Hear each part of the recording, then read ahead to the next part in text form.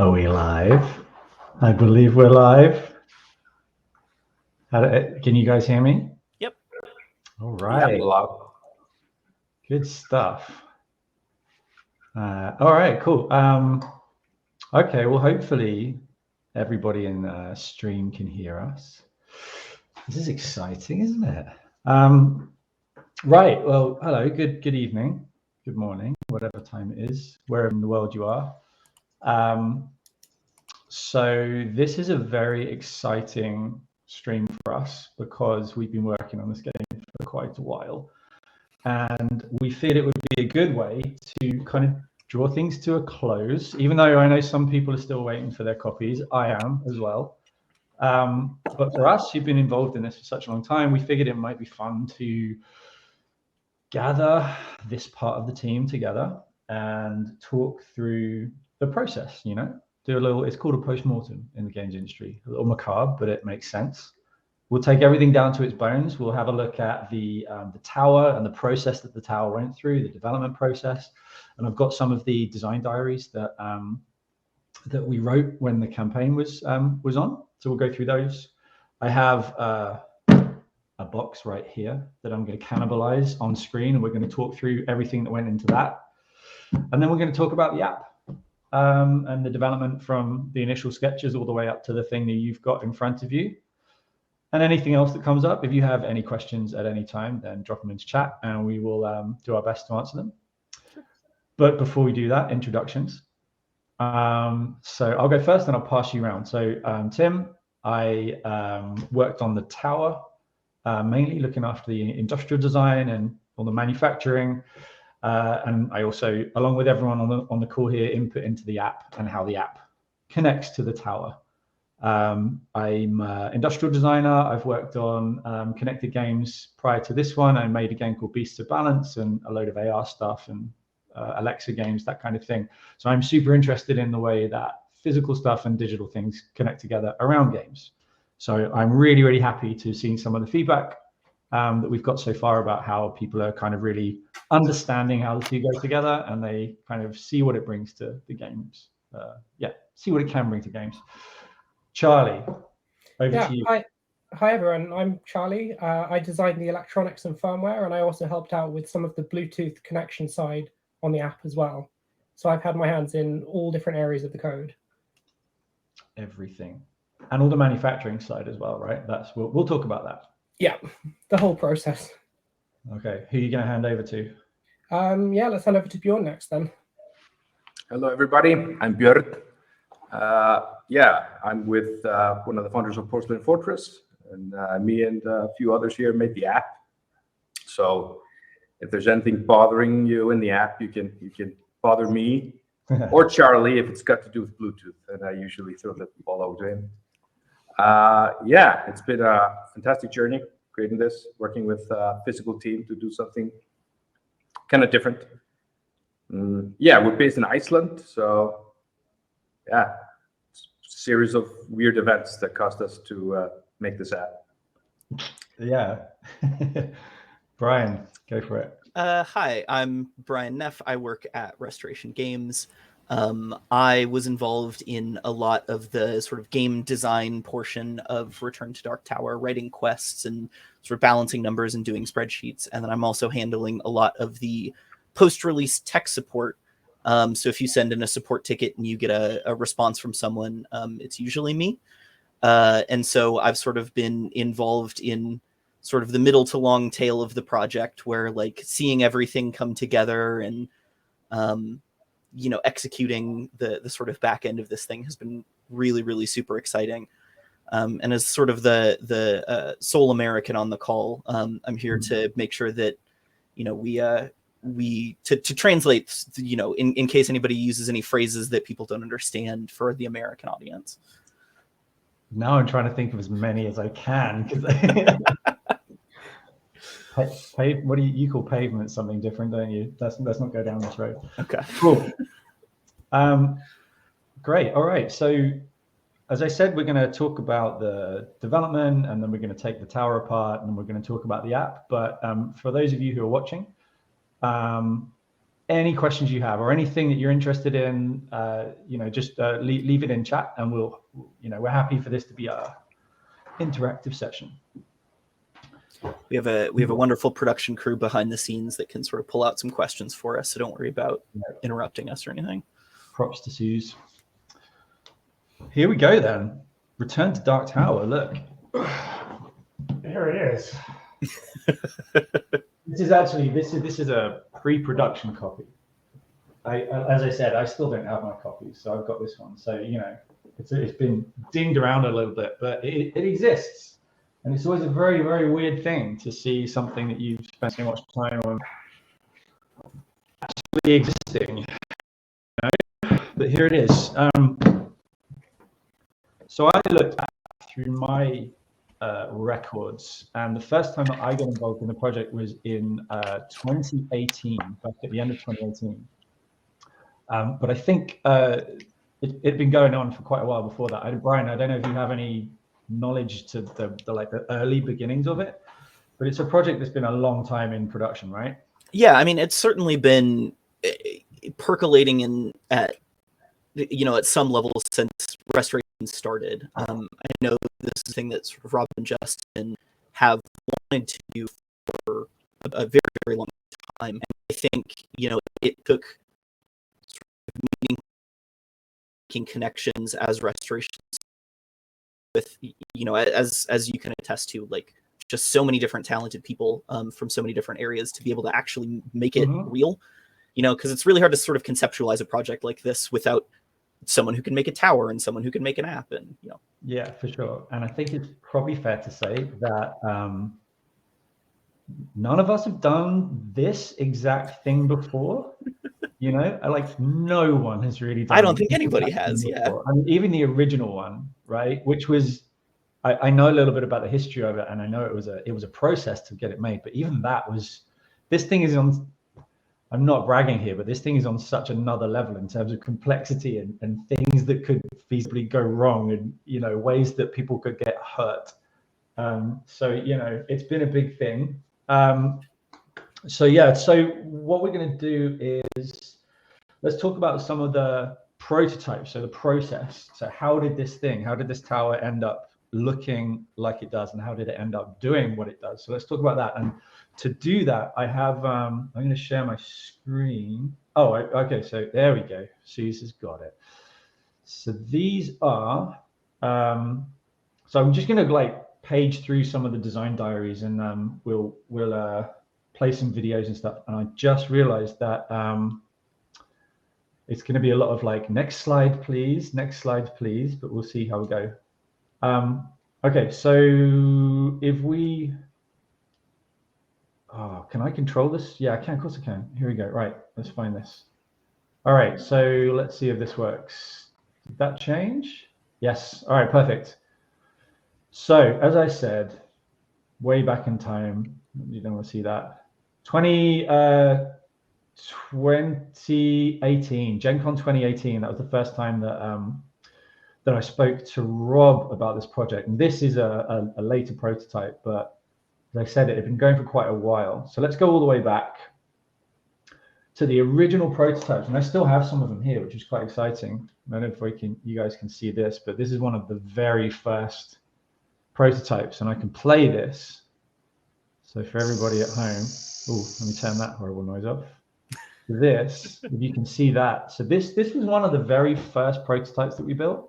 And it was to, when you're at this stage of a project, you're really just trying to figure out the bones, or how the mechanisms might work. And that goes back to the functionality. So I remember having some real detailed conversations with Rob, Javier, and Justin from Restoration about all different things that the tower could do. And we knew from the start that we wanted it to rotate, or they knew from the start they wanted it to rotate. So what you can see here is a super early method of rotating 5 different drums, actually, 5 different drums. And this was using a stepper motor, which is the same kind of thing you get in a CD drive. And at this stage, like I said, we're trying to figure out the mechanisms, but we're also thinking about how it's going to translate into something that could be made in a in a whole bunch of them in a factory. So you start to think about making it reliable and things like that, you know. So this that I still have here, it still works, but it's so intricate that we just didn't think we could make it reliable enough. And, you know, hopefully everyone at home who has a copy of the game, you know, bar a tiny number of exceptions, hopefully you're all having a really smooth time with how this tower rotates. And that just comes from a whole bunch of testing. I'm probably going to monologue, guys, on the call. So if you want to jump in and stop me at any time, then do it. But Charlie, this was before you joined the project, I think, right? Yeah, that was right as we started talking. I think I saw that first prototype as we were starting to talk properly. Yeah, that's right. That's right. So this is number 2. This is the second prototype we made. And I don't know if you can hear this. Let me turn this up. Can you hear that? Yep. It's very noisy.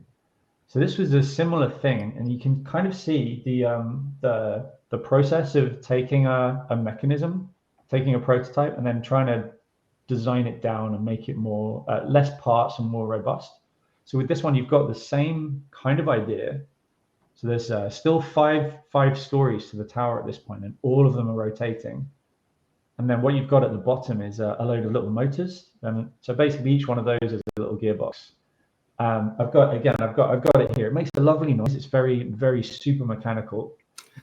But the problem with this one is one of the other things you start to run up against with manufacturing, and you know, Charlie, you know this from some of the other projects you've done, is something called tolerances, which you know, you can design a piece to design 2 pieces to fit together really, really closely.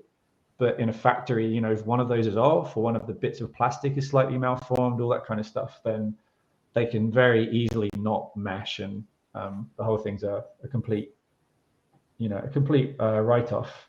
So that's part of the design process we go through anyway. Okay, this one's good. And Charlie, I know you were in this one. You think you were in this one? Yeah, this one. Okay, the electromagnets. You remember those? I do remember those. So the eject mechanisms from a DVD drive in a laptop. So we wanted the doors to come off, right? That's the first thing to say. Yeah. Because obviously it wasn't complex enough. You know, we were talking with the game designers, and you know, I think it was Rob, was very keen this idea that these seals on the tower would just fall off by themselves, or you know, when the app controls it. So anyway, I just wanted to give context, but talk about how it works. Yeah, so how these are made. In fact, I've got a photo I can share. Give me 1 second, and cool. I've actually got one here. Look, I managed to pull one out. I don't know if you can see. Can you see that? Here we go. Yeah. So you've got a coil of wire there, which is wrapped around a steel core, and in there is also a permanent magnet in between the 2 holes at the bottom. So the magnet is holding the door in normally, but when you run current through the coil, that opposes the magnet and kicks the door out, and it's helped along by those 2 plastic springs that are also making contact with the door. So we would send a pulse to the specific door to kick it off. Yeah, it was. This is actually one of my favorite memories of the prototyping process, because we knew we wanted the doors to fall off, but we also didn't know if it was a good feature. You know, we needed to build it and play test with it to see if it was like enjoyable as well as reliable. So in that instance, you want to be able to prototype it really quickly and not spend a lot of money and time. So the right way to do these rings, so this green circle here is a PCB ring, so it's got copper traces and components all over it. The right way to do it would be to get some custom ones of these made that would have like purpose-built electromagnets, but that would be very expensive and would take ages. So, you know, you start to look around to see if you can use off-the-shelf stuff. And where did these come from, Charlie? They were laptop DVD drives in the end. We bought a box of, 20, 30 broken DVD drives and salvaged them. It was way more than that. It turns out there's a roaring trade for broken CD drives and DVD drives on eBay. And so I had to buy boxes of DVD drives and manually open each one of them up, desolder these little electromagnets. And you're like, for every one you're getting out, you're breaking one as it comes out, or the bit like pings across the room. there were a number of hundred of those we went through. Yeah, I'm trying to find exactly where it is in the mechanism, but somewhere deep in here, you've got to dig through the tray, look under these plastic levers and catches, and dig out that magnet. And not all of them have the same magnet. Oh, have you got one? Oh, I can't see. Hang Yeah, on. there's a photo of it. It came from this spot here, where you can see there are 2 pegs on one side and 1 peg on the other side. And this is one that we've just harvested from.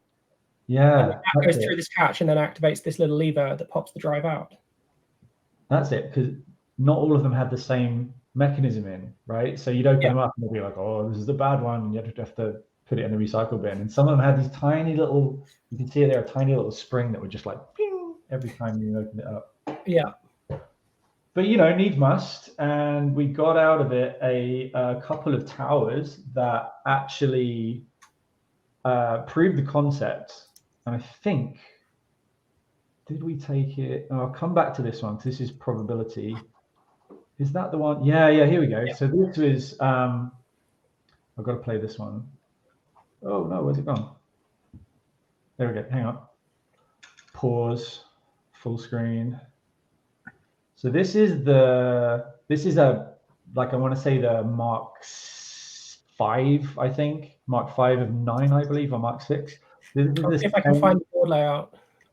Yeah, I mean, you know, whatever, it's one of them. It's like a midway point. And this one, so it's still 5 levels. All of them were rotating. I think the bottom layer was still rotating at this point. I may be wrong, actually. Maybe it wasn't. So we've got this, the hollow down the middle. By this point, we'd started to do that. And we had a different mechanism for rotating, I believe. Were they all? I think they were rotating at each level, right? Was that one that did like clockwise and then counterclockwise? And that's right. Yeah, the drums went in both directions. Oh man, this was like there's this thing in the design process where you have an idea and you explore all the different things that idea could be, and then you reach a point where you decide, okay, we're gonna focus in again and cut out stuff. This one here was when we were like right at the peaks of the diamond. There was so much in here.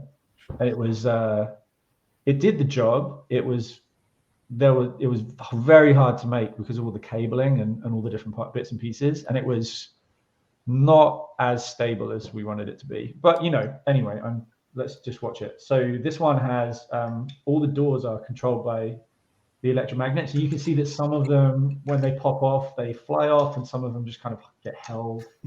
We were kind of coming up against some of the limitations of the technology, which is really important to know, right? Yeah, we have a question from chat when this video is over. Okay. Yeah, so Party Tank in the chat asks, how many prototype towers total did it take to come to the final design of what we ended up with? Yeah, I worked it out. So there were 9 distinct prototype versions.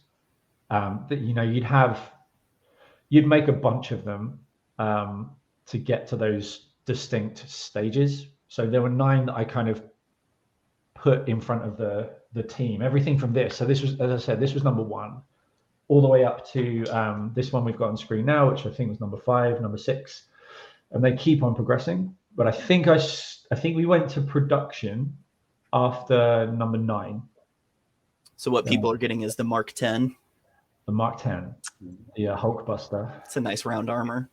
I think it's also worth mentioning that some generations of the prototypes will then be modified, cannibalized to make an interim version as well. So when we say there are 9 distinct versions, there are also some in between Frankenstein towers that will have had some modifications applied that are about to be tested in the next batch as well. Yeah, for sure. And those things sort of get closer together the closer you get to final, right? Like, you know, we see here that, you know, we've got 5 levels, but this is sort of where it starts looking what you imagine the final tower is going to look like, right? Yeah. I think software-wise, this is also where we started bringing in Bluetooth control for the first time as well. Yeah, about then. Okay, let's carry on. So here, this is cool. So this was this is the one that went to Gen Con the first time. And this is the very first moment. I can't zoom in, unfortunately. This is the first game that we put out on the floor. And it totally didn't work at all. It wouldn't connect to Rob's to the phone that I had actually. No, in fact, that's Noah in the bottom left. Yep. He's frantically trying to get it to connect, and Rob was doing his like best showman, getting everyone over, and everyone was like, "Oh, what is this?" And then Noah looks like a baby in that picture. It does, yeah. There's that horrible moment where he makes the big announcement, and let's play Dark Tower, and it just won't connect. And he's looking at me, and I'm going, I don't know what's happening. It's always happens on live demos. But it turned out to be there were way too many Bluetooth connections just floating around, because obviously everybody there's got a phone in the whole conference center. So live demos are just the worst. Yeah, because I remember us doing the tests before, and it all worked perfectly. Yeah. But it was in the empty hallway, like everything works perfectly. Nobody's there to watch it, and then the tower gets a little like attention shy, right? Yeah. Oh god, I hated it. Anyway, all right. Was this the time you did you just chopped up one of the levels? Yeah, that's right. Yeah. So we were at Gen Con with this, and we did some play testing, and or I think it was a combination. It was play testing, but I think it was mainly at this point we had a rough idea of how much it was going to cost to make, because at every stage you're working with a manufacturer and you're talking about the cost of things and the potential costs of things, and you develop it a bit more, and you're sending drawings out, and they're coming back and giving you feedback. And at this point, I think we knew, and like I said, enough about the cost to know that it was coming in like way expensive. So we just made a very obvious thing, which was, cut a whole level off the top. The gameplay itself doesn't really suffer from it for the sake of it. It makes the box, a lot smaller, which is better for costs. And it was something we could prototype right there. So Noah and I sat and did surgery on this thing in one of the back rooms of the hotel, cutting the blue wire, not the red wire. Otherwise, the whole thing would have died. Literally, it would have all died. And then we put it back into service, and you didn't notice the difference. So therefore, it's a good decision to make. So I wanted to talk about real quick this one. This was an interesting offshoot. So it's one way to look at the tower is it's a glorified dice tower. It's been said before, and that means that fairness comes in, or distribution, or variety, right? You want a dice tower, if it's going to have an impact on the game, you want it to be fair, and that doesn't come by accident. And it's something that I think is probably quite easy to forget about when you're playing the game. So we had to do this whole exercise of trying to work out a fair way to distribute these cubes. At the time they were cubes, I think, or they are anyway. They're pandemic cubes when we were playtesting. How can you design that internal structure so that they all bounce down in a pretty much fair distribution? So what I did here was build this specific tower, and then on the inside of the tower, all the different holes that the skulls can come out, they all have different sizes, different size apertures. So that means that there is an equal chance that a skull is going to come out of the top floor as it is the bottom floor. And I haven't yet heard anybody say that it's unfair distribution. So I'm hoping we did right. And Susan chat really massively helped with this. This spreadsheet is one of the spreadsheets where we were recording. Brian, you did a load of this, right? I also did. Yep, I also remember a lot of this. We had our tower latrines. You did little buckets. Yeah. How happy are you to see this spreadsheet? Because I know it makes me physically shake to see this spreadsheet. And so every one of these blocks is a test, and a test was how many? Like 10 skulls, I think. Mm-hmm. So, well, maybe more. I think it was 20. We had 22 skulls for each, or 20 skulls for each tower. That's right, because there was a full game's worth of skulls, wasn't it? And you drop them in one at a time, and you had to do them one at a time so that they wouldn't bounce off each other. And then you had to record exactly how many came out of each hole. and then you would change the internal geometry and you test it again. And just on this tab, oh boy, this is just hours and hours and hours. Yeah, hours and hours. Yeah, and I remember when we were doing this, we had those like 3D printed rings that we had. That's right. And this was about when I came in and started really, sort of working on Return to Dark Tower in earnest.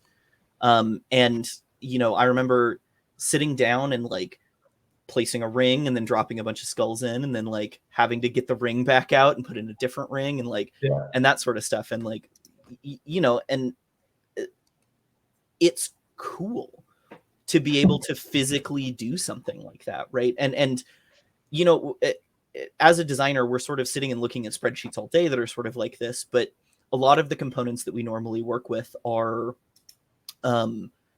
our standard components. We're working with dice and decks of cards and things that we know all of the math for. And so sitting down and sort of, playing with the tower was like discovering a new branch of calculus, right? Where we're like, being able to like put this thing in and drop skulls and then, just go, oh, it is 33%. And we sounded like crazy people, but it was really fun. Yeah. And it's important too, right? Yeah. If you're introducing chance into your game, it needs to be something that people can understand. I get worried, there's a lot of connected dice, for instance. There's a lot of people selling those now, it seems. And fairness is something that you have to really design into, and it's worth it. It would if people had got these games and they were like, okay, no skulls ever come out of the north side, that would have been a failure, a legit failure. We do have the funny blooper for the digital tower we used for testing. I don't know if we want to tell that story now or tell that story later. Go for it. Yeah. Bjorn, do you remember the best bug that we had during testing? Which was that? There have been so many. So when we were testing this game before we had the physical towers, we had Bjorn's digital tower, which was a simulated tower, and it was just a screen that was doing all of the math that we had figured out behind the scenes. And so when we started testing, we found out, we were testing on all of our phones and everything was working out great and it was perfect. And then we sent it over to Tim, and Tim was like, man, this tower just hates me. It's only popping out skulls in my kingdom, in the Northern Kingdom. And Bjorn, you might have to explain why this was happening, but this was half a day of just looking at Coco, and there's nothing wrong with this. The only thing that was wrong was the United Kingdom. We so often are. I was converting strings like text, which was a number to a number, a like 2.3% number. But I was using just your app's locale. And you use dot in the States, but comma in the UK. So it didn't work. It was like, I have no idea what this is. It's going to be 25. So there was like 250% chance that it ended up always in the same spot. Always in the north. Yeah. And so we had this really long conversation where we were like, yeah, this seems fair and great to us. And Tim was like, we're always losing. I don't understand why this game is so hard. It got to the point where my game group just didn't want to play it because we knew because you were cursed. You were absolutely cursed. Yeah. We were getting beat. We had a couple of questions actually. Meeple Storm. Hey, Meeple Storm. Did the game design determine what the tower did, or was it the other way around? Very good question. A little of column A, a little of column B. When you start out, I like to look at all the different inputs and outputs that you can work with. So like, hey, we could use sound, or we could use vibration, or we could use, I don't know, laser beams or something. So I literally have a big list of all different inputs and outputs. And then so you kind of present those to the game design team, and then they, like kind of pick up on bits of like vibe back and forth on what you could use. And then you go back and you go forth. And sometimes it's me going, hey, look, if we put electromagnets in, it would be undeniably cool, but it's also it brings all this different risk in. Yeah, so it's definitely a collaborative affair. And I would say that that's one of the main reasons I think this has come together as well as it has, is it hasn't been done in isolation, right? It's been done as a collaborative thing, start to finish. Yeah, one of the sort of things that we talk about, at least sort of in the industry, right, is we talk about the difference between game design and game development. And so whenever you're designing a board game, it really is sky's the limit, and that's sort of that thing that you were talking about, where you're talking about electromagnets and these spinner motors and all of that sort of stuff. And then development is really like how you make that fit into the physical constraints that you have. And usually on a sort of more typical game, you're talking about how does this fit in the box? How many dice are we allowed to use? How many cards and that sort of stuff. But this one, I was really excited that we started development so early on this project, because we could talk about the things that we were physically able to do with this tower and sort of wrap that in much earlier in the process. And I agree. I think that sort of collaboration helped it all come together. I think so. Yeah. All right, let's move swiftly on, because I want to get to I want to cannibalize this poor tower. So where did my screen go? There it is. Yeah, cool. All right, so let's see what else we had. That's the original copy of the game that I don't have anymore. We're not going to talk about any of that. All of these design diaries are up on the Kickstarter page if anyone wants to have a little look at them. What is this? Okay, so we're getting close now. So this is Charlie. I think, do you still have the see-through tower? I don't have it with me, I'm afraid, but I do still have it somewhere in storage. What's going on in this picture? Do you remember? Yes, I do remember. So at some point in the process, fairly late on actually, we were looking at how the drums know where to stop. So making sure that the opening in the door or the glyph lines up with the opening in the plastics. Initially, we started having a micro switch with two positions. So you could either have it pushed up or pushed down. And that was running along the side of the drum. So kind of like a little light switch, right? Like a little switch. Yeah, a toggle switch, a physical toggle switch that can move either up or down. How small was that? Probably about 6 millimeters tall, so a 1/4 inch high for the Americans. Okay. Very small. But the actual tip of that was only about 2 millimeters, or whatever that ends up being. Yeah, and this is very. I mentioned tolerances before, right? So you can with that with that prototype on screen now, that's all hand built. So all of those parts are 3D printed. Everything's hand assembled. All the boards are handmade. So that little switch with the 2 mil little toggle on it has to be manually put in place. And anyway, Charlie, you can talk about why that wasn't such a good idea. Have you got a photo of the consequences of when the tolerances are not quite right? Somewhere in this document, maybe we have it. But what we found is the ramps that were designed to push the switch up and down actually ran into the side of the switch rather than into the leading edge of it. And that would cause it to just break the tip of the switch off. Yeah. So we found the prototype would be fine for a while, but then if it got knocked in shipping or something else happened to it, we'd find that it was then misaligned and the switch would end up getting smashed off, essentially. Yeah, jams. So that was the biggest point of failure we had in our prototypes. Oh boy, jams. Jams was such a big worry with this project for such a long time. Yeah, like the very real prospect of getting skulls stuck behind the doors was around for a while, and it's one of those things that it starts out as a really big problem, and it takes lots and lots of little steps to fix it. So, the angle of the inside of the drums, the way the door is designed. When you get yours, actually, if you are getting a copy of the game, if you look on the back, so I've got a door here, which is going to be way too dark to see. There, that's the door. That's probably an old door. Originally, if you can see there, but there's no. It's like this is terrible TV. It's hollow, right? It's hollow.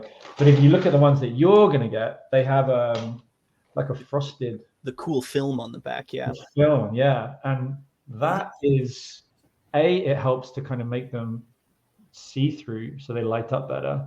But the real reason that they're there is to create a really a really smooth surface around the back. So when these drums are rotating, that the skulls don't get caught, and because all it takes is like a millimeter sticking out, and that drum is going to get stuck.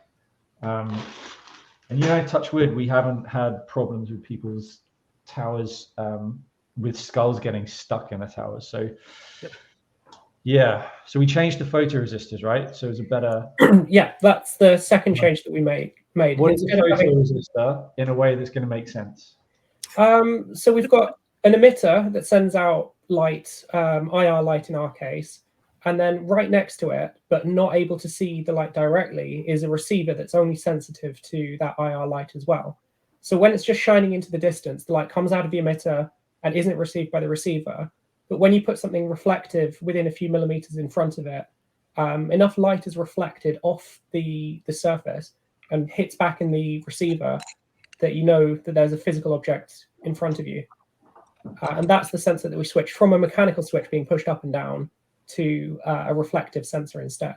Basically magic. It's magic. Yeah, it's magic. Well, yeah, so the reason that we had the photo specifically outdoors is that there's an issue, is that if you've got natural light shining on the receiver again, you're potentially going to get false readings just from the ambient light that's around. And that's why you've got there's a torch next to the laptop as well, right? That's that was a way of getting it even brighter because it's the UK, so we didn't have sunlight. So basically, we changed out a mechanical thing that could have broken for an electronic thing that will never break because it has no moving parts. And I know some people in the Kickstarter campaign were, there was some concerns about the longevity of something like this because it is so risky and there's so much mechanical stuff going on board. But all the way throughout this process, we've been trying to remove as much of that risk as possible, down to the point where you've got gearboxes in this, but gearboxes have been designed for toys and consumer electronics for decades now. So we understand them and we know how to design them robustly. But wherever possible, you try and remove things that are going to be activated lots that are mechanical over time. You try and pare it back and make it as robust as possible. And Party Tanks just asked about using it outdoors. There's one last trick that you can use to actually make it more reliable, and that is that we can switch the emitting light on and off. So one trick you can use is you can turn the emitting light on, take a measurement from the sensor, and then turn the emitter off again, take another reading from the sensor, and then your actual response is the difference between those two. So you know that the difference between the two is only due to the emitted light.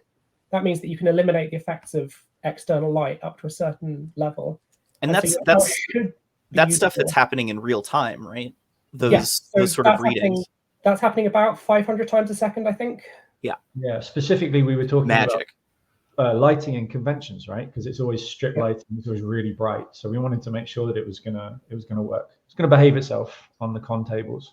Yeah, there's another slight thing there with like strong artificial light. Is you've also got flicker from those lights that could interfere with the readings going on and off that we're doing as well. So making sure that didn't happen is another thing we had to test for. But the thing I was mainly concerned about is just super bright external light might saturate the sensor. And that was why I was testing that outdoors specifically. As if anyone plays board games outside. All right. Well, so we've tested it and it should work. But I would still suggest using it indoors if you can. All right, for other reasons, but I'm going to bring this part of the story to a close very soon. So after we did, Tim, you need to tell them about the magical man in the forest that handmade all your little cogs. Oh, I was thinking, what are you talking about? Yeah, what was his name? Trevor. Oh, this is a real thing. I thought this was a bit. Real thing. Trevor is a guy, a lovely, lovely old man who lives up north in the UK, and he makes I think he's retired. I'm pretty sure that's the only way this is viable. All he does is make tiny, tiny little gears for model railway enthusiasts. So for people who make trains, that's all he does. And he has his machines in his shed. And I can actually look, if you see this little fella here, this brass gear, it's This is all he does. He makes these teeny tiny little gears. These other ones are all Wild. 3D printed. These are 3D printed, which is pretty cool in itself. But yeah, this is what he does. He does these. So I had to find this guy and ask him, okay, because when you're making gearboxes, all of these are different scales, right? They're all different sides with the number of teeth and the pitch between the teeth. And if you don't get it right, then it will never turn and it will be a disaster. So he made us loads of these. Yeah, I completely forgot about him. He was cool. He We got to work with a lot of cool people over the course of this project. We did. Yeah, one of the earliest people who helped me with the tower physical side was a guy who works on he's a puppeteer, and he works on like Jim Henson style stuff. He worked on the Dark Crystal reboot, if you're familiar with that. Yeah. A lot of people have touched this project. Okay, so anyway, so we figured out all of the mechanics. This one that I'm showing you here is the tooling model. So once you have the design all sorted out, you get one of these, and that's the first time that we got it back from China. And that is a whole other conversation that we can, if anyone has any specific questions about the process of working with any factory, really, it doesn't have to be overseas, drop them in the chat and we'll answer them as we go. This is always a really, really nice bit of the project. These are some of the pictures, the tools that are made to make all of these pieces. So each one of these tools is a big block of steel, and it's cut by amazingly accurate machines to make the piece. So this piece here is one of the sides of the bottom sides of the tower, the stone parts.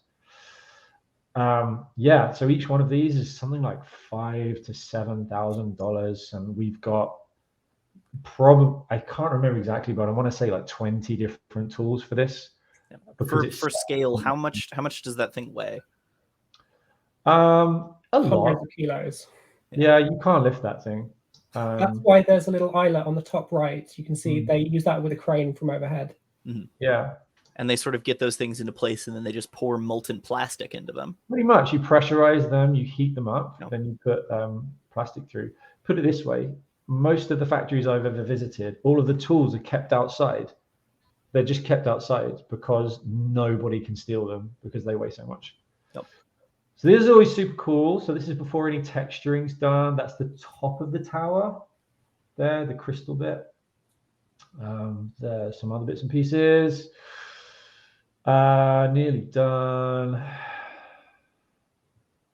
What else? And then you get plastic parts start coming back from China, from the factories, and they're covered in horrible dents, and the plastic color's all wrong because they're just using whatever they've got knocking around. But this is the first time that you see stuff coming back, and there's a big process going back and forth about finding errors, finding problems, and pointing them out and saying, okay, look, a scratch this long is fine, but a scratch this long is not fine. All of that process, and you end up with something. Hey, there we go. Something that looks pretty cool. Something that starts to look pretty cool. Even then, those colors are different than the ones we had, I think. Yep.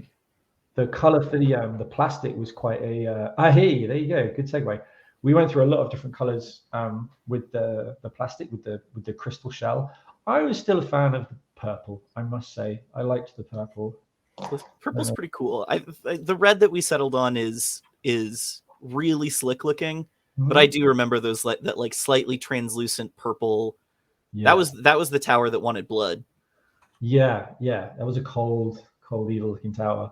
But I think one of the reasons we went for red is because of the red LEDs inside. We wanted something that was going to accentuate them. If you change the color too much, you end up blocking out some of the light inside. I like the red. I think the red was cool. It was going to be black on black at one point, wasn't it? I think. Yeah. Which did look pretty cool because you had the shiny black and then the sort of matte black one. Right, but it didn't do the light very much, very many favors. There's the old door with the little cover on it. One of those things, no one will ever notice that that's there, but it is performing such an important job. And that is one of these things. That was a really hard decision because it basically just added cost to the project for no benefit that anyone would ever notice. right? And we could have taken the risk and not put it in, because we had to have a whole new tool made for it, and it's a whole different material, and the pieces are ultrasonically welded together, so they're not glued together. It's an incredible process where the two pieces of plastic go together. There's a big mold that attaches to it, and then it vibrates it really, really fast. And what happens is the plastic, where it touches, it melts together, so it fuses because of the friction.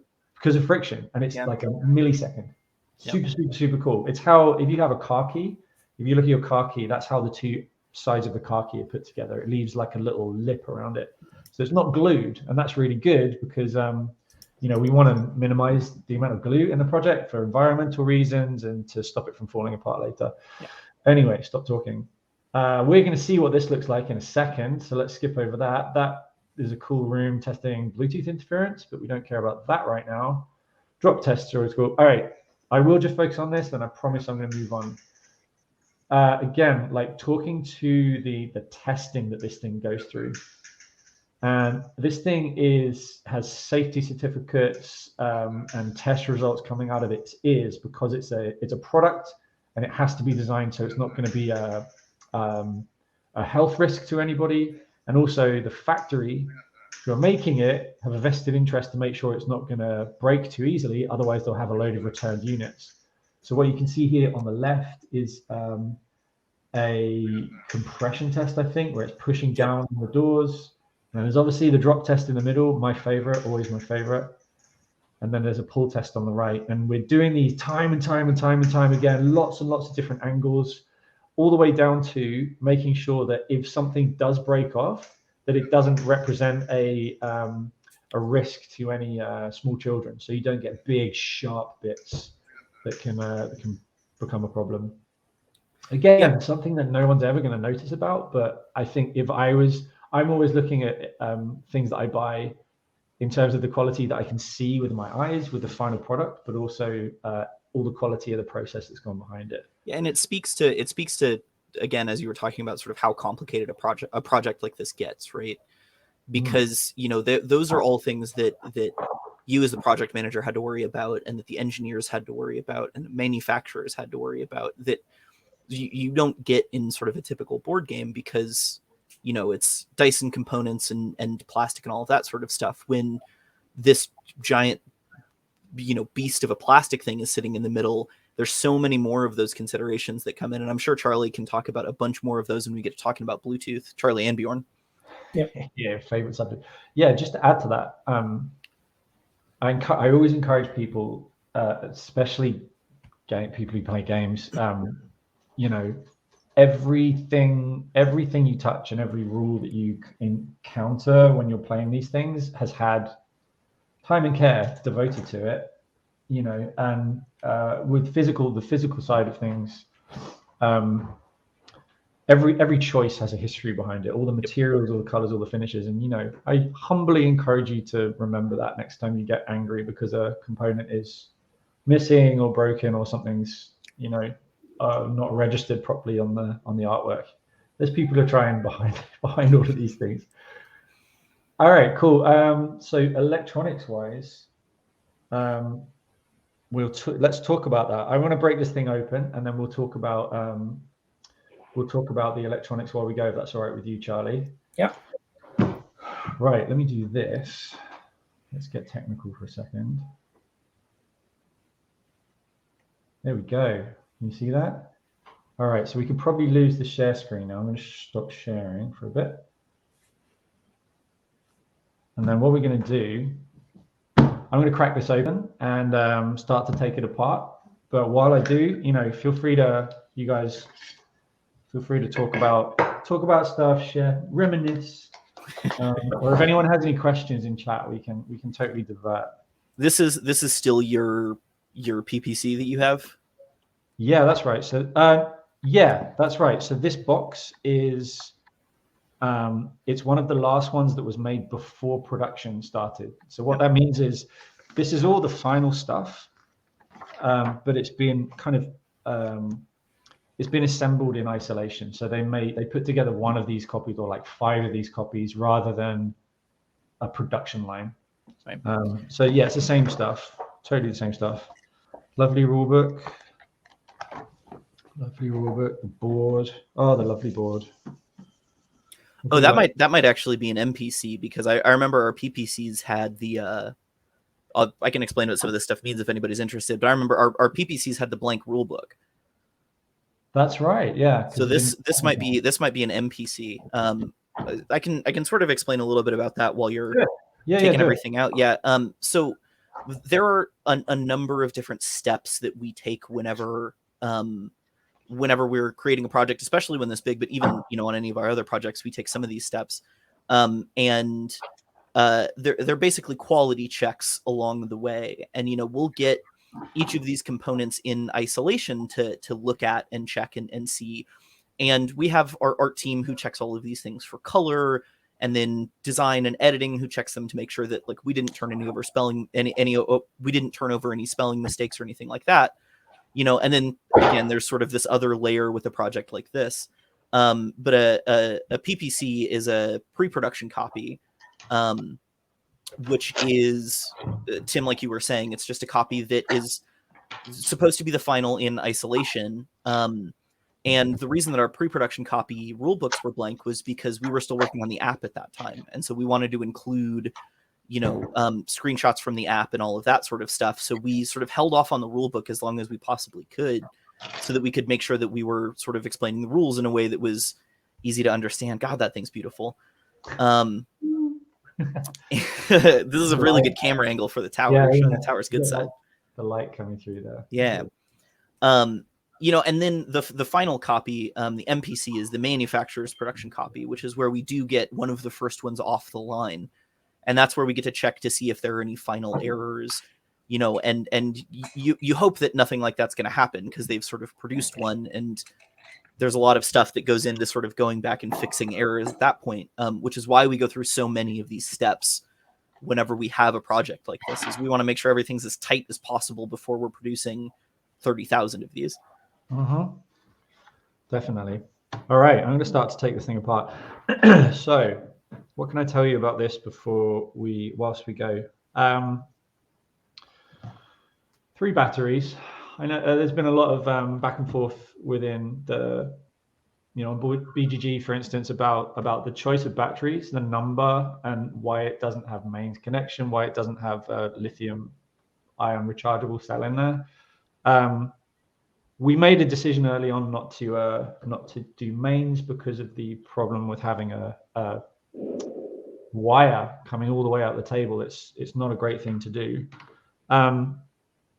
Why don't you have a rechargeable battery in there? If it's non-removable, then over time that battery is going to fail, and it's going to be a very awkward thing to replace. 3 batteries gives us the amount of energy we need. This, with the amount going on, it really is down to the quality of the battery that you're using, which is something I think people know now. Is generally with everything, whenever you're buying batteries, never buy crappy batteries. Always get good batteries. It's false economy. Right. Okay, cool. So the screws are all hidden underneath the pads. That is, it's a nice way to keep them neat, but also these little sticky pads come off. They're not supposed to come off, but I'm taking them off. Yeah. But the other reason is we kind of don't want people opening these things up, right? But we should point out before we get into this that this is definitely voiding the warranty. Oh, yeah. Yeah. If you take these off, it's voiding the warranty, and this is one of the reasons to do it. It's so that we can tell if a tower comes back there's nothing nefarious about this. If a tower comes back and the feet have been taken off, we can automatically tell that the shells come off. And I'm sure restoration will still help you out, but it means that the outer side has come off, and you're going to see very quickly why it's a bad idea for lots of people to nose around with the skin of this thing off. All right, I now have 1,000 screws to take off. So what do we talk about? Go back to somebody said, does it work with rechargeable batteries? Yes, it does work with rechargeables. The only batteries that it actively won't work with are ones with super low capacity. So like zinc carbon batteries, it won't work with. and it won't work with like vape style 14500 batteries. They will actually cause damage to the tower. So if the voltage is like between 1.2 and 1.6, then it's fine. If it's 3 and above, definitely not fine. And don't use the very low capacity, cheap zinc carbon batteries. They are just not able to supply the current that the tower needs. Yeah, I mean, we have found that some errors will occur with really, really low end batteries, and not anything that's going to damage the tower or anything, but gameplay errors. The tower thinks that there's jams or things like that, which is why if you want to go to returntodarktower.com/support, we actually have a document that has, hey, these are some of the batteries you should be using if you're curious if your batteries will work. We have a recommendation guide for things like that, and if you're running into any problems that you think might be coming because you're using sort of lower end batteries, that's a really good place to look. And honestly, for a lot of support issues, that's a really, really good place to sort of start with anything that's this complicated. We do try and have sort of a standard set of troubleshooting guides to sort of take care of some of the more common errors, even if they're a little even if they're relatively rare. And I say that to save everyone's sanity and mine, because I do look at every single one of those emails. Are we going to address the elephant in the room and tell off Priest of Syrinx? You took your tower apart. Oh no! You're a brave person. So to answer your question, there isn't a default direction to face the tower when you're playing, and that was a decision that we made, or game design made. Brian, I mean, you could probably talk about this. Yeah, you want to talk about that? Yeah, sure. I mean, at one point in the design, we did have, the tower had a sort of north face on it. You would set that thing facing the north, and then there was some sort of gameplay stuff that happened. There was a lot of different things that we were tooling about doing early on, like the app knowing where people were sitting and how many players were in your game and things like that. And some of that stuff is still present. But the main reason we decided against it was because it was actually one of the physical considerations, was because the only way that you could tell which direction your tower would face was to flip your tower completely over. And, there were a lot of concerns about dropping the tower and sort of handling the tower that much. And what would happen if someone didn't look at it and was faced the wrong direction? Would they have a bad gameplay experience? And sort of at the end of the day, we decided that it was better if it was sort of agnostic about what direction the tower was facing, at least at the start of the game, so that it would basically work in any configuration. It's one of those sort of overhead things that we don't want players to have to think about it whenever they start playing the game. Yeah, we didn't want players to have to consult the app or like update the app. That's one of my bugbears, and I know the team would agree with this, that when you're playing a game that has an app component to it and you spend way too much time like catching the app up to what's going on, Yep, it feels like you're kind of, all right, you're babysitting it, and it's not very seamless, and it takes away a lot of the theater that I think is really interesting with these types of projects. I like these projects when the digital side of it is, getting me to the story quicker, and it's providing ambience, and it's taking away some of the boring, busy work, so I can like concentrate on being immersed in the experience. And if you're constantly updating an app, it just and credit to Bjorn for having a just crazy good amount of insight for how people are going to interact with the app and how people are going to sort of handle the digital side of it. And the immense amount of testing that went into making sure that process is smooth as well. Oh, so much testing. All right, here we go. You ready? The top is coming off. It's important to know that the app very much knows how the tower is oriented. So while you do not know, it's all internally in the app. It's all north, south, east, west. Yep. Yeah. You should talk about that. So let's talk about the. Okay, hang on. This bit always. Have you seen the film? Damn it! What's that film with? God, completely blank. Nicolas Cage and. On the island, The Rock, or The Rock. Yeah. You know the when they've got the and he's doing this and he's pulling out the insides. He's got the inside of the bomb. Yeah. There you go. So pro tip, if you had to take your tower apart, do it upside down. It's easier. Okay, this one isn't seeing action anymore. Here we go. So this is your tower will look like this. Apart from I believe the boards are a different color. I think they're black on the top. So there you go. So this is what it looks like underneath the skull. The light's a little dark here, but there you go. And what I'm going to do is I'm going to put so I've got the shell here, and with the shell, these pieces just slide out. There's a bunch of different colors, and again, there's no glue because glue is not a good thing to use. At the end of its life, with this product, with the tower, it can be stripped down, and all the different parts can be recycled. So that's just good design. So I'm going to put this aside. I'm going to start to take this apart, and I'll kind of stop you if I Hide want. your eyes if you're squeamish. Ash, there's no Ash on this call. Bjorn, do you want to duck into app stuff? You're welcome to hijack the. Yeah, I can talk a bit. I see someone asked, like, does it work offline? Yes, there's no online component. Yeah, that sucks. Oh, boy. yeah, where to start? So, I was going to start somewhere completely different, but I can't share my screen. So let's. Oh, you can't share your screen? Oh, because your show. Because I think people want to see you taking it apart. You can share your screen. It'll just be in the corner in the upper right if you want to. I can do this. All right, I'm going to do this. I'm going to speed run this. Speed run taking a tower apart. Did you know what? It's been a minute. So I think what I need to do is I need to take these side bits off.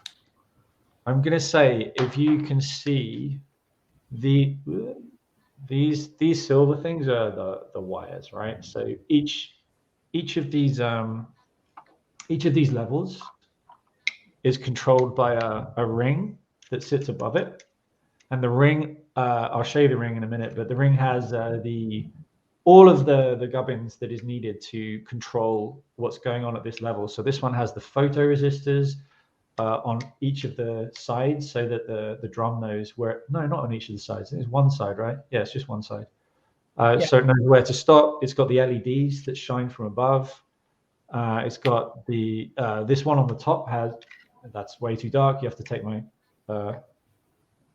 word for it. It's got the mechanism that tells the tower when a skull has fallen down the middle. I'll show you the gearboxes in a minute, but basically there's a lot of wiring that happens here, and it all has to run in a very, very slinky way so that it doesn't get caught during assembly, which we don't want. It's probably easier if you take the base off from the tower first, I guess. The base is off. You unplug the wires and then pull out the struts from the base. No, I know what I've got to do. It's okay. You know that bit in Full Metal Jacket where they blindfold put the gun together? I'm pretty sure I was going by the factory's assembly order, where they last step for them is plugging in the base to the mechanical sub-assembly. That's right. If you're doing it a different way, then go for it. I'm going to freestyle it. I'll take one of these bits off, and then Bjorn, you can take the screen, and I'll just merrily keep on taking the rest of it apart. Just give me a second. So exciting. It's been such a long time since I put this together. What else can we talk about with regards to this? Well, Bjorn, can you talk about? I know Justin asked this a little bit earlier in the chat. Can you talk about how your work changed in the early development of this, like sort of what you were doing before and what it turned into? Oh yeah. Wait. Let me just quickly share my screen here. Sure.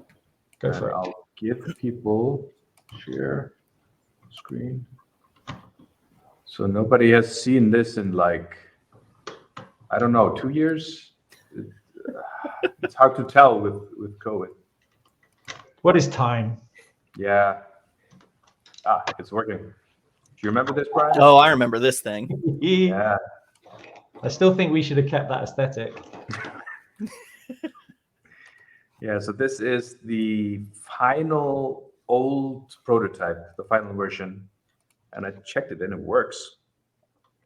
So it took me like an hour to realize why it didn't work earlier today. It's because you have to actually check out the objective, the allied quest, Yep. the adversary quest. So this was before we had a tower, right? Yeah, Yeah. it's right here. You can see it, northeast, southwest. Yeah, it's a tower right there, Tim. Can you tell? Yeah. Because I mean, this is a really good point, right? Because if with the tower and game development, you obviously you couldn't couldn't wait for a tower to be ready in order to progress the game design. How did you find it working solidly in TTS with digital approximation? It must have been tough. Well, this can sort of get into the two big things that happened. I don't know if anybody in chat remembers, but there was something that happened in 2020 and 2021 that may have stopped us from getting together to play this game. So not only did we have this, we had an internal tabletop simulator version of this that had a giant sort of block in the center of the board that emulated the tower. And this is what we were using to play across, across several states, because, we're a distributed design team. So, myself, I live in Pennsylvania, Noah lives in Maine, we're sort of all across the country. And so, being able to use this isn't sort of an ideal design experience, but it is an excellent approximation of what this game was supposed to play like. Oh, and also here, I forgot about this. It used to be, they would start at like level 1. Yep. And they'd go up all the way up. And I've forgotten about this. The dungeons can be upgraded, like each room was 3 or 4 times. And they could, I remember that. Those dungeons are cool. Yeah, it's fantastic. So yeah, this is what the whole team used for like almost a year or more. Right. But there was something else on here. There was like, oh yeah, here's. So at some point, the team told me like, we need to put different colored cubes, because it wasn't skull, it was cubes, into the tower. So you need to like have all these different colors here, so we can like, and you need to track what colors are dropping out of the tower. So this screen was actually huge, and you could check like behind each door how many skulls were behind it. So we actually ended up going back to that. Yeah, because Brian told me at some point, I was like, Brian, are you absolutely sure you don't need this anymore? I can just clean it out, makes the code much cleaner. He's like, yeah, we don't need it. Never do that. I think it was a month later. It's like, yeah, for alliances, we're going to use different color skulls. So I'm so sorry. If you could put that back in, that would be great. Which I did with a smile. Man, I remember, if we're talking about this, if we're having this conversation, I remember early on. This actually controls the tower. I forgot about this. Yeah, we have the tower control. Wow, there you go. Sorry, Tim. No, I was just going to say that the original tower only rotated in one direction, which the current tower does as well, apart from when it's clearing a jam. And we had a conversation about how wouldn't it be cool if it went in both directions. And that 20-minute conversation with the design team turned into like a solid week or two's worth of work, redesigning the entire internal mechanism. And then we ended up not using it to go both ways anyway. So, Yep. We had a really good idea at one point, as sort of these things go, doing during this design process. We had what we thought was a really, really good idea, and we just found out that it was a really bad idea about a week later. Yeah. But you have to try, right? I mean, you never know. That's all part of the process. Oh, all right. Wait, I have no idea what happens if you battle the adversary here. Beat him. Oh, this is the old retreat mechanic. Yep. Oh. Yeah, so at one point the adversary would force you to retreat after you had if you clicked on any of his cards that sort of had this retreat tag. And so you would end up in this in this like big long protracted battle with the adversary where you might have to fight him 5 or 6 times, and sort of the where we netted out with that was that we were having a really bad time fighting the adversary, because the game sort of ground to a halt right at the end here, because you would have to upgrade all of these cards, and you would have to come in with so many advantages that you had to like get rid of the retreats first. And so we ended up going with the current design very shortly after this. Yeah, that was a grind, wasn't it? Yeah. Interesting little anecdote about different rotations. I didn't actually ever change that in the digital app until like late last year, when I realized the middle layer was still rotating counterclockwise. Yeah, so this is kind of, so yeah, I think there, if I went back in here, there were a lot of crazy stuff we did. Yep. I remember at some point combat cards had like stealth magic, something on them. Yep. And you had really, I would say, too much interaction with the app through combat there. Yeah. Yeah. You go, Brian. Oh, I was going to say, Tim, that sort of goes back to what you were talking about earlier, where, you know, talking about babysitting the app and trying to deal with the app too much. We really did try to strike a happy medium, right? Because we could have done a whole bunch of really, really in-depth stuff that, you know, that would have made the game more complex and more sort of interactive with the app, but all of that stuff comes at a cost, you know, and Sure. Part of that cost is the attention of the players, you know, even beyond, you know, the monetary cost of sort of designing out something like that. We always talk about cognitive load and where we want players to focus and all of this sort of stuff, you know, because Tim, you talked earlier about theater, and it really is an element of theater when you're dealing with something that's this big. It's a spectacle.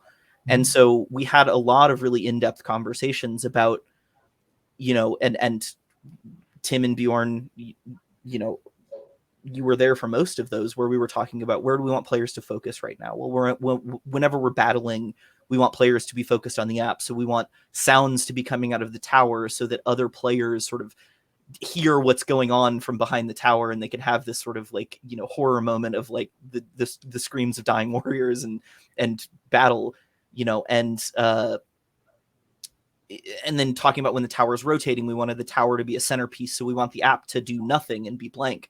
And the towers should light up then, you know, right, so that we have this sort of cool theater moment. And those are the sorts of experiences that we try to design in and think about whenever we are having these conversations, even really, really early on. And that drives us towards a lot of the decisions that we're making, you know, is how do we want players to feel? How do we want them to experience, you know, this 1.5 foot tall hunk of plastic in the middle of the table?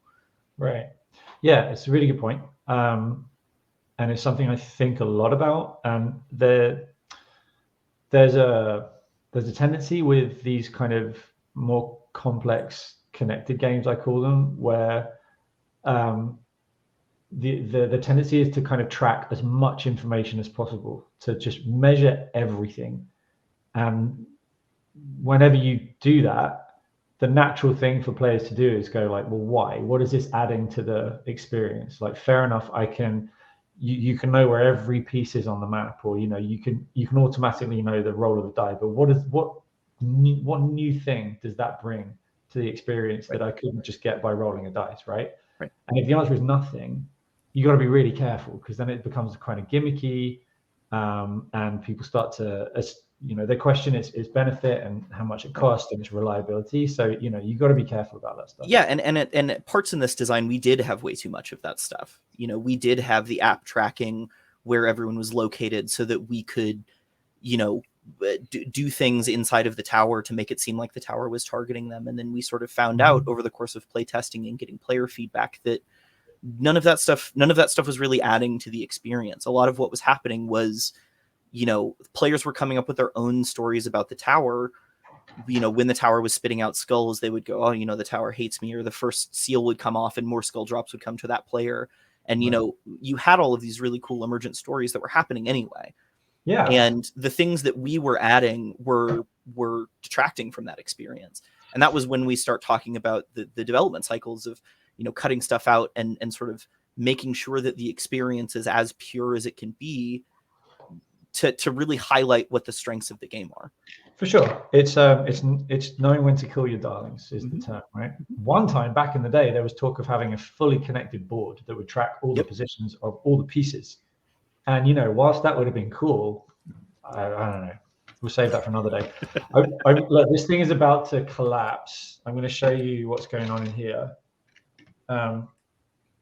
through surgical means. So this is the next part of the tower. And it's all connected up, and I'm not going to unplug everything. But what we've got, let me see if I can show you these. So, oh god, it's literally all exploded. So this is one of the gearboxes. It's just about in. Is that in focus? Yeah, I think so. Yeah, you can see that. If you remember, I showed you before one that has the brass. The brass cogs made by Trevor. These ones are, so this is the same mechanism, just like way more developed. There we go.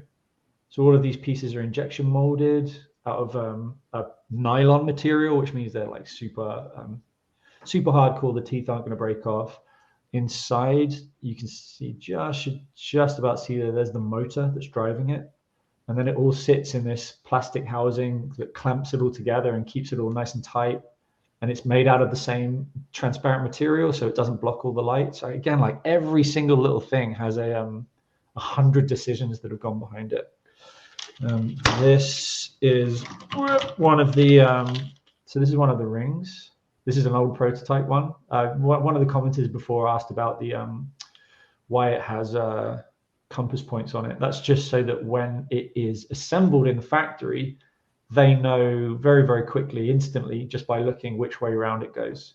Part of the process, again, that no one would ever realize is trying to make it so like 8,000 of these could be made in a day without any failures. So everything has to go together as quick as possible. I know it seems weird that this like massive jumble of stuff goes together quickly, but it does.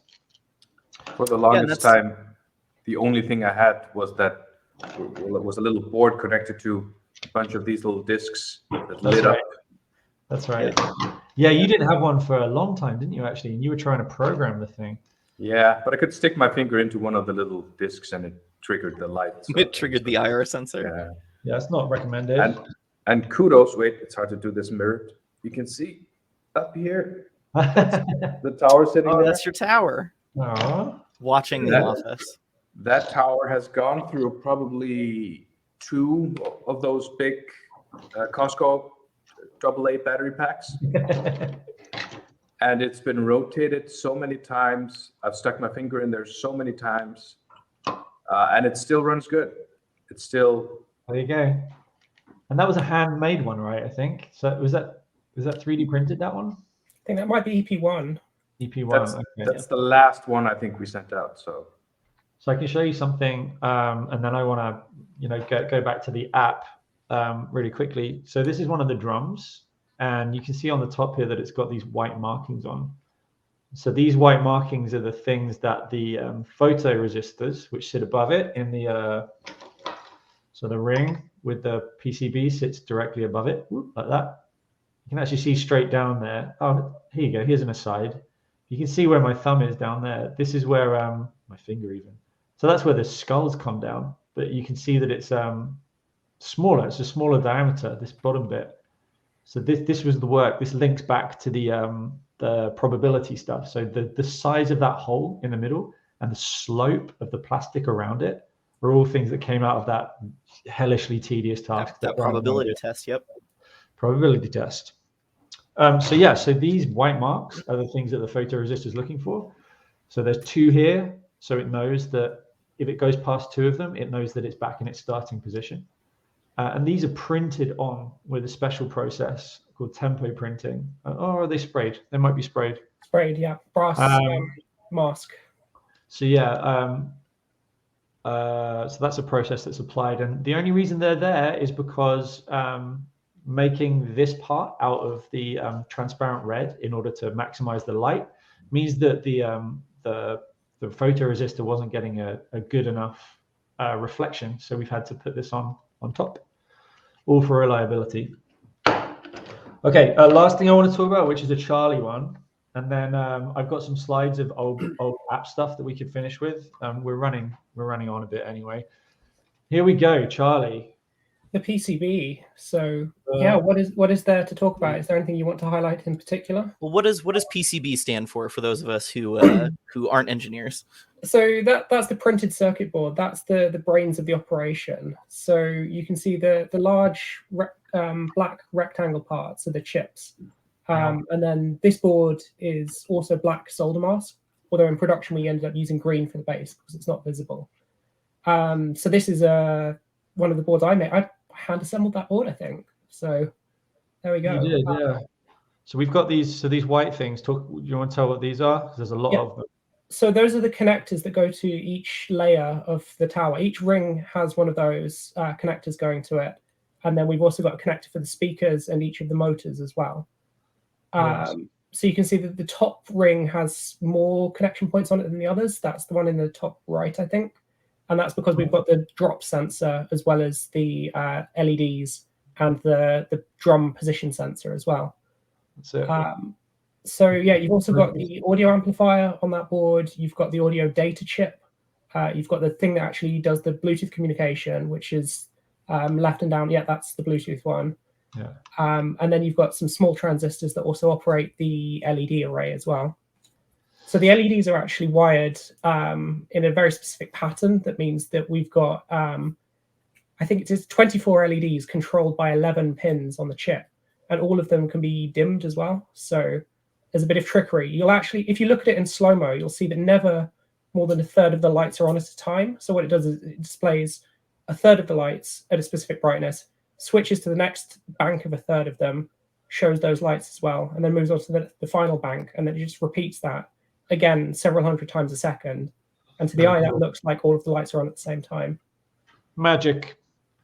So yeah, I'll just run through this real quick because there's a lot of stuff on here. So these kind of C-shaped boards. These are Sorry, so someone in chat is talking about using red LEDs versus white LEDs. There is another reason, not just cost. White LEDs have a higher voltage requirement, and if we'd ended up using white and the matrix switching method, we'd have ended up having to boost the voltage even higher, and that would have just meant that we'd have multiple voltage rails as well. So that was a design complexity thing as much as anything else. Yeah, it's all about power management on this. There is a lot going on in this for the amount of batteries that we're using on it. That was a clock going off behind me. That weird noise. Yeah, so making sure it gives them a good light show with sound. Everything is like a balance of input, battery life versus everything else. So we've got these C-section PCBs here. These have got the LEDs on that light up the base, and then on these strandy boys here at the end, this little guy, there's a single red LED on each of these, and these are the ones that go behind the archways that are kind of a quarter of the way up the tower. And this big one, this is the power switch underneath here. So everything is running off this. The batteries kind of plug into the underside of the board almost. I don't know. So this says version 1.9. So there's been a bunch of them before we got to this one. And this is the final one. That's very close to the production design. We got to 11 in the end.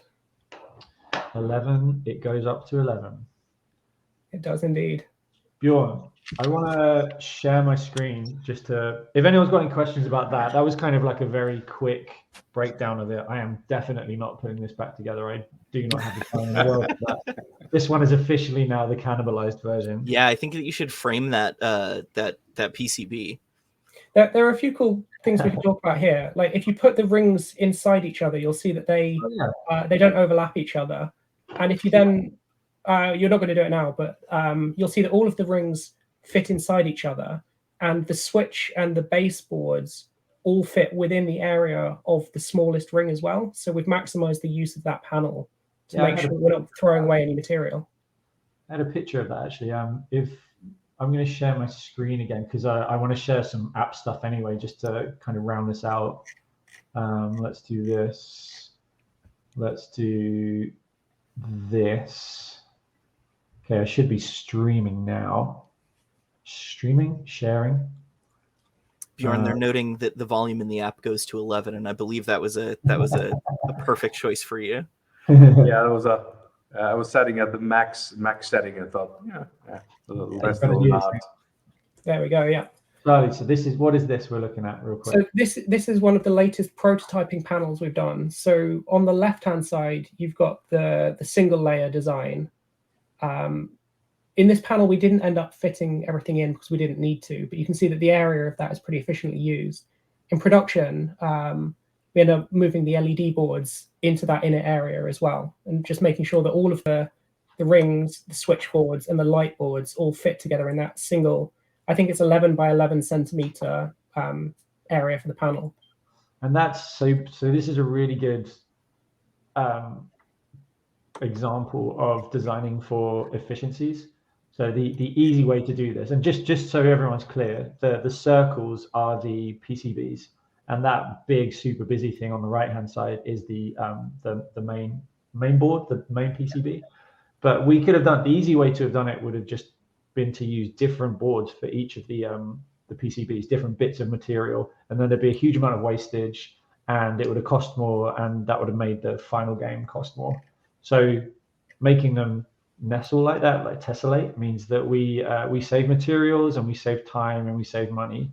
But that ending up with those sizes, by the time we figured out that they needed to nestle, I'd already been making loads of different prototypes of towers. So I actually had to go back and resize all of the drums so that they could all tessellate like that. So it's like this constant thing of going, okay, well, if we go back and revise this thing, then it will make the whole thing better in different ways. I mean, this is just a really good example of like how good it is to work with experts in the field, right? Is because I think that there are a lot of sort of decisions that are made along the way where we could have made sort of an easier decision, design wise, but it would have come out worse in the end. And I think, it's a credit to Tim and Charlie and Bjorn and all of the other experts who worked on this to be able to sort of speak to that level of,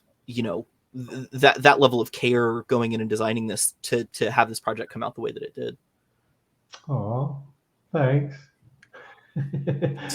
Okay. Big ups. This thing turned out great. If you're not going to brag, I'm going to. British. We can't do it. It doesn't work like that. Yeah. Okay. So I want to finish in 10 minutes because we're running late. But 10 minutes to devote to Bjorn and the development process of the app. I mean, do you want to just talk us through? There's maybe like 10 different pictures on here. I'm going to run down, and you made me stop. This was the very first one, right? I think. Yeah, let me quickly say, because people are talking about volume. The volume screen is a masterpiece in design. Go in there. If you mute, it'll remember your previous setting. If you raise the volume and it's muted, it'll actually go back to the original setting. Tested it. It's good. Yeah. It's your greatest work. Yeah. So this was the original app before the tower existed. We had a look at this one earlier. So this again was before the tower existed. Completely different rule set, I think, at the time. Or very different to how it ended up. And to give credits where credits are due, almost all the artists from GameIcons.net. So placeholders. Yeah. This, if it'll load, that's going to be very small. So Figma is a design tool that we use for this project for prototyping all the different screens. So it's kind of like Photoshop, if you're familiar with that, but you can use it to design flows, they're called. So all the different screens that you go through when you're playing the app, and you can have them interactive. So you can click on them and they will go to the right section of the next page. And I think this is just a click through of all the different wireframes that we did for this project, showing all the different options and bits of development and different revisions that we went through. I don't zoom in on this. It's really just to look at it and go, look at the amount of work that went into this. So much stuff. Yeah, and props to Sam Ballard, who's a amazing UI UX designer for games, who we worked with on this. He took hints or thoughts and made them look nice, which is a big skill. So again, something no one will ever know necessarily unless you knew where to look. I saw a little question pop up there about the statistics. I think it's one of those things. Brian will come to me like, we really would like this to happen, but we think it's going to be hard. And a lot of the time I've gone like, no, it's going to take like an hour, and I just do it. But then something like the statistics screen, if you just start thinking about it, you'll need a reference to the game. Because if you go through like 20 games, like, did we play this in April? I can barely remember what I had for lunch yesterday. Mm-hmm. And so you'd need to be able to put in like tags for your games. You'd need to be able to browse them, give you like a context for them, or else it's going to be a lot of work to create like a list of something you can't really remember. Right. It's a lot of stuff. Yeah, so it's a lot of work to do well, basically. Yeah, and it should be noted that, like, we are paying attention to this sort of stuff because Bjorn is doing a really good job catching bugs that are coming up post-release and things like that. And so, a lot of these things we're putting on a list for something that may be coming up in the future. We can maybe talk about that at the end a little bit. All right. Okay, a couple of things then. This one's where I really like this example. So this was a mock-up for the I remember this. Yeah, this is the battle screen. Yeah, so the battle screen, I'm going to stop right here. Can you go a little bit back? Back? Yeah, I don't think you noticed, Tim. If you go further, all the way to the main screen. Oh God. Yeah, a little bit further. Yeah. So you'll notice the tower is like all the way to the left, like center. But I moved it because when you go into menus, the tower moves a little bit, and it had to move. It had to move across the entire screen, and I kept getting motion sick from playing the game. Yep. So I remember that actually. Yeah. So with the battle screen, originally it wasn't cards. It was always technically it's been a card system, but we actually started to experiment with ways of visualizing it that weren't cards because they're not physical, they don't need to be cards. So we came up with this slightly elaborate plan the framing was that you were kind of ambushing the enemies, or you were it was like you were plotting where to attack them. So there'd be something like this where you would say, all right, I'm gonna flank them, or come at them straight ahead. So you were still doing the same thing. You were still just selecting random cards, but it was presented in a different way. And we prototyped it and we had it in, and people just didn't understand it.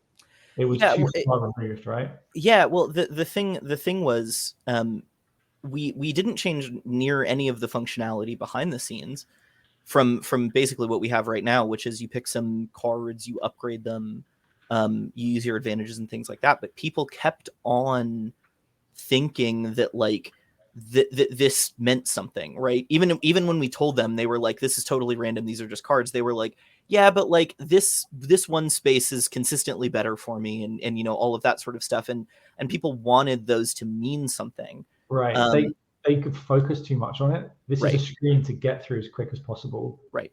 Rob spoke a lot during the design process about getting through these different sub menus, the combat, the dungeons, getting through them quickly, because you're going to be doing them a lot every game, and you don't want to like hate the fact you have to keep clicking through things. Yep. So yeah, that was a good one. An important fact in the app, when you click a card, you're actually choosing your own doom there. I thought it was important that it's just not random. You're actually choosing that card when you click it. Oh yeah, when the screen of 8 cards come out, it assigns all of those cards. So you are actually drawing out of a digital deck of cards. Yeah. It's not just giving you a random thing. It's for real. Yep. So this is a later battle screen, but you're still going to see it slightly different, or there will be slight differences. I'm really happy with how it came out in the end. There's just the right amount of theater in it. It's legible. It's something you can get through quickly. we always have a slightly weird thing. Like upgrading cards makes them better for you. That's slightly hard to get your head wrapped around, or I found it hard to get my head wrapped around anyway. Yep. But I think it makes a lot of sense.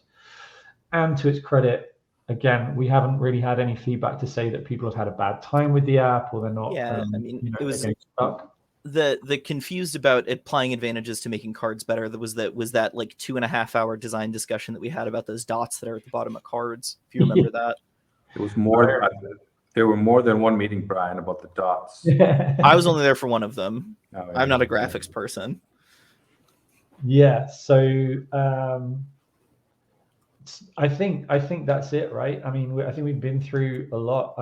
I'd be really interested if anyone has any questions. We could do them. I saw a bunch flashed up, and I'm really sorry that we didn't get to them. But otherwise, I think we're good. You know, that felt cathartic. I feel like I've got some closure on this thing now. Yeah.